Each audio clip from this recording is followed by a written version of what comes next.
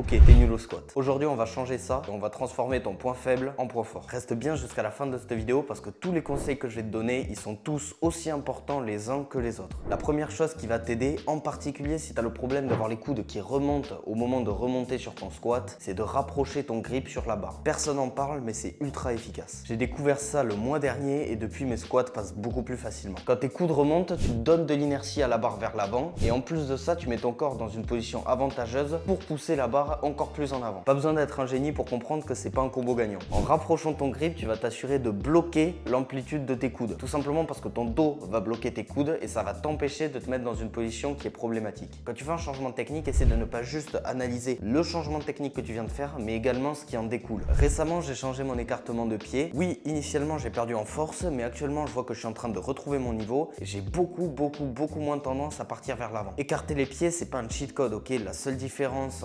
visible entre guillemets, c'est que tu vas avoir plus de tension dans tes fessiers, c'est tout. Par contre, si tu analyses un petit peu ce qui en découle, il y a bien plus de choses. Donc c'est pas juste j'ai écarté mes pieds, c'est que vu que j'écarte mes pieds, j'ai davantage de place pour accueillir mon corps, donc mon tronc, mon torse, etc. Et donc ça me permet de rester beaucoup plus droit et donc avoir moins tendance à partir vers l'avant. Pourquoi? Parce que si tu descends en ayant le torse quasiment tout le temps parallèle au sol, forcément au moment de remonter, ça va être encore accentué. Alors que si tu es toujours droit sur ta descente, forcément ça va être beaucoup plus simple de maintenir le torse droit au moment de remonter. Logique. Jusqu'à maintenant, le problème que j'avais, c'était en fait j'avais tendance à écraser mon torse contre mes genoux et donc au moment de remonter, en fait, je prenais toute la tension dans les lombaires. Donc c'est une technique qui peut être très efficace si tu as des lombaires qui sont un point fort. En l'occurrence, c'est absolument pas mon cas, donc forcément en fait, je me tirais une balle dans le pied. Maintenant que je reste beaucoup plus vertical sur ma descente, j'ai beaucoup plus de tension sur mes quadriceps et beaucoup moins sur mes lombaires. Pour en revenir au sujet, ce que je te recommande, c'est tout simplement d'utiliser la technique qui va au maximum favoriser tes points forts et au maximum limiter l'utilisation de tes points faibles. Avant de passer au prochain point, je t'invite à t'abonner et à activer la cloche pour être notifié dès que je sors une nouvelle vidéo. Ça te coûte absolument rien et ça récompense mon travail, donc je te remercie d'avance si tu le fais. Ensuite, on va passer au sujet le plus controversé qui englobe le power, le placement de barre. Ici, je vais pas te dire de squat en low bar, en high bar ou même en mid bar. Le placement de barre, il dépend d'énormément de facteurs, notamment de ta génétique, donc je peux pas le dire pour toi. Maintenant, il faut que tu arrives à avoir un placement de barre qui soit constant et qui t'aide dans ton lift. Ça paraît évident, mais tu serais surpris de savoir le nombre de personnes qui ne placent pas toujours la barre au même endroit dans leur dos. Le placement de barre, c'est vraiment quelque chose qui est essentiel et crucial sur ton squat parce que ça va changer l'intégralité de ta mécanique de mouvement. Quelqu'un qui squatte en high bar va pas du tout avoir la même mécanique que quelqu'un qui squatte en low bar. C'est physiquement impossible. En général, plus tu vas baisser la barre, donc plus tu vas arriver sur un squat low bar, plus tu auras un squat en extension de hanche, donc tu vas davantage utiliser tout ce qui est fessier, ischio, etc. Tu auras beaucoup moins de tension sur tes quadriceps. A l'inverse, plus tu montes ta barre, plus tu seras dans une trajectoire verticale et plus tu vas utiliser tes quadriceps. Pourquoi est-ce que tu es davantage en extension de hanche sur du low bar et en extension de genou sur du high bar? En plaçant la barre extrêmement bas sur ton dos, évidemment, c'est impossible pour toi de te mettre debout. Simplement parce que la gravité, elle pousse vers le bas et forcément, si tu te mettrais complètement debout avec la barre sur ton arrière d'épaule, la barre, elle tomberait de ton dos en emportant tes coudes au passage. Donc naturellement, le low bar, il va te forcer du début à la fin du mouvement à être un petit peu penché vers l'avant et donc obligatoirement, tu seras en extension de hanche par défaut. A l'inverse, quand tu squattes en high bar, tu as la barre qui repose sur tes trapèzes. Donc la gravité, elle va pousser la barre dans ton corps et pas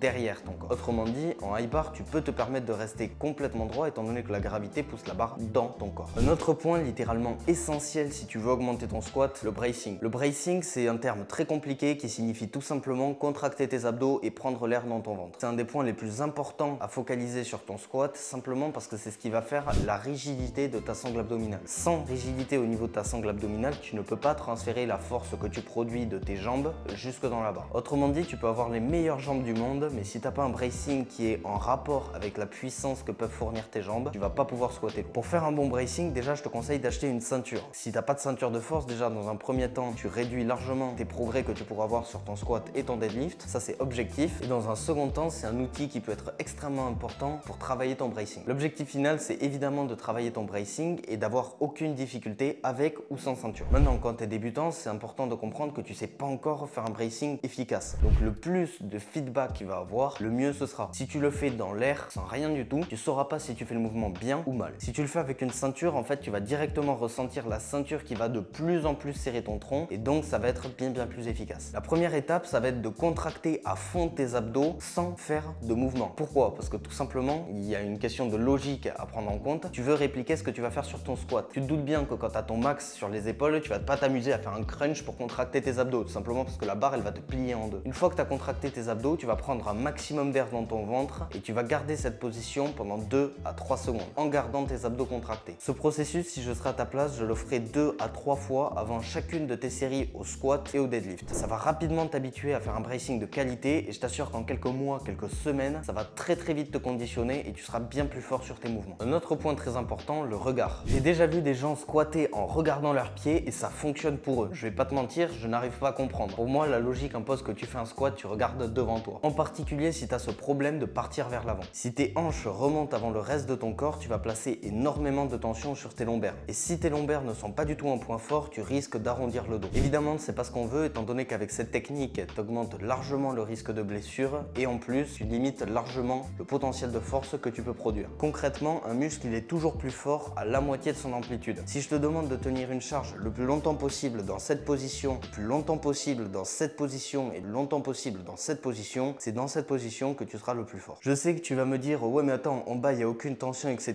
Mais là je te parle quand même quand tu as un minimum de tension. Évidemment si tu laisses ton coude complètement détendu et que du coup tu n'actives pas ton biceps, oui effectivement ça va être dur. Maintenant si tu fais une toute petite flexion comme ça de ton biceps, je t'assure que très rapidement tu vas lâcher. Pareil ici, tu vas peut-être tenir tout en haut étant donné qu'en fait c'est ton coude qui va entre guillemets se bloquer. Mais si tu détends un tout petit peu et que tu arrives en fait en haut où tu as toujours de la tension dans ton biceps, pareil tu vas très rapidement lâcher. À 90 degrés par contre c'est là où tu tiendras en général le plus longtemps. Ça marche pour les biceps mais ça marche aussi pour les lombaires. Donc forcément ce qui est intéressant c'est de rester dans une position neutre. Tu veux pas ni arrondir le dos ni l'arquer complètement, tu veux vraiment rester dans une position neutre. Donc quel est le rapport avec le regard? Je vais te l'expliquer. Si tu regardes devant, forcément tu auras ta nuque entre guillemets en extension ou en position neutre. Dans les deux cas, si tu veux, c'est quelque chose qui est bien plus intéressant, je pense, que regarder directement tes pieds. Si tu regardes directement tes pieds, tu vas avoir en fait la tête qui va partir en flexion et donc forcément, naturellement, si ta tête part en flexion, ta nuque part en flexion et de façon générale, le reste de ta colonne va partir en flexion, en tout cas plus facilement. Donc si tu as ce problème de partir vers l'avant, surtout reste toujours focalisé et regarde un point au loin et je t'assure que tu seras largement meilleur. Un autre point qui m'a énormément aidé sur mon squat, c'est le fait de faire rouler la barre en arrière. Attention, je te donne ce conseil, mais si tu es débutant et que tu sais pas encore squat correctement, ne pratique surtout pas ce conseil. Pourquoi? Parce que tu as énormément de risques de casser tes coudes, poignets et épaules. Donc vraiment, je le répète, si t'es pas expérimenté et que tu n'as pas un squat qui est au minimum correct, ne pratique pas ce conseil. Ce conseil, il nécessite d'avoir un très bon contrôle de la barre sur ton dos et de savoir exactement comment rentrer la barre dans ton dos et vraiment comment être stable au niveau de ton haut du dos. Si tu as la barre qui fait le moindre mouvement sur ton dos, c'est surtout pas un conseil à appliquer. Maintenant, si tu es quelqu'un qui a un bon contrôle de la barre et que tu es un petit peu expérimenté et que tu sais squatter correctement, là je m'adresse à toi. Pour faire rouler la barre en arrière, c'est important d'initier le mouvement uniquement avec le poignet. Tu veux pas initier avec l'épaule ou avec le coude, mais uniquement avec le poignet. Tout simplement, tu veux juste faire ce mouvement-là avec ton poignet. C'est tout. C'est vraiment extrêmement simple, mais en fait, au moment où tu vas remonter ta barre, dès que tu vas la remonter, boum, tu fais un coup comme ça et en fait, tu vas tirer ta barre entre guillemets vers l'arrière et tu vas la ramener plus facilement vers ton centre de gravité. En plus de ça, si tu as un petit peu le problème d'avoir la barre qui part vers l'avant, mais tu vas contrer cette inertie étant donné qu'en fait l'inertie va l'emmener par là, toi tu vas la tirer comme ça et donc tu vas revenir entre guillemets droit. Je répète, ce conseil il est extrêmement dangereux, donc si t'es pas certain à 100% d'avoir un squat correct et que la barre bouge un tant soit peu sur ton dos, ne pratique pas ce conseil. Il a beau être extrêmement efficace, il n'en reste pas moins extrêmement dangereux. Personnellement je prends ce risque parce que je sais que j'ai quand même un contrôle de la barre qui me permet de prendre ce risque, mais il faut comprendre que c'est un risque. Pour finir, on va voir la répartition du poids sur le pied. C'est pas un secret, un squat ça se fait sur les pieds, donc tu comprends bien que la façon dont tu vas répartir ton poids sur ses pieds, c'est extrêmement important. En focalisant sur le fait de répartir ton poids de façon homogène sur tes pieds, tu t'assures non seulement d'avoir aucun problème d'équilibre sur ton squat, mais en plus d'exercer beaucoup plus de force dans le sol et dans la barre. Du coup, comment on fait concrètement pour répartir correctement le poids? Tout simplement, tu vas mettre un tiers de tension sur ton petit orteil, ton gros orteil et ton talon. Un autre aspect dont on parle beaucoup moins, c'est le fait d'agripper le sol avec tes pieds. Il faut vraiment que tu aies cette image de grippe le sol avec tes pieds pour activer les muscles de tes pieds et encore une fois, exercer davantage de force et de tension dans le sol. Like, partage, commente pour le référencement et sur ce, je te retrouve dans ce troisième épisode de ma prépa pour le Silent Worker Meet.